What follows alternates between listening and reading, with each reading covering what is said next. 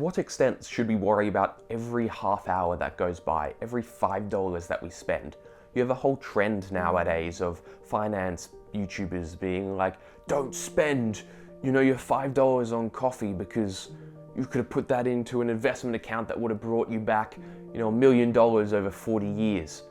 Like, maybe, but where does that line lie? Okay, you won't spend $5 for coffee. Just heads up, I don't drink coffee anyway.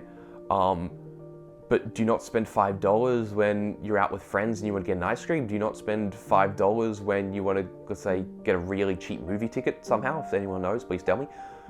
So where does that line lie? Same with time.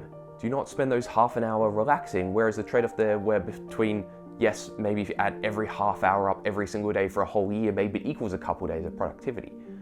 But how much do you stress about every minute that you use up? I don't know I necessarily have a full answer to this. Maybe you do, I'd love to hear it. But I think it's somewhere in between where you can't stress about every dollar, you can't stress about every minute, but it's about what brings you value and not criticizing yourself for the alternative. If it's time and you need that time off, maybe you need a couple days off, weeks off, whatever that may be to reset, don't criticize yourself for it because it's normal. I'm sure even the top Olympians in the world, they have their days where they're procrastinating, where they feel like they're unproductive and not achieving anything. So we're all human in that regard, so I don't think we should kick ourselves over wasting small amounts of time here and there. But I also think that we should acknowledge that, we think wasting small amounts of time doesn't mean much when yes, you can actually achieve a lot with those small snippets of time. And using it more as a potential where, okay, I want to learn to play soccer. Well, I'll just play soccer 10 minutes a day, and how much you could actually improve by doing that.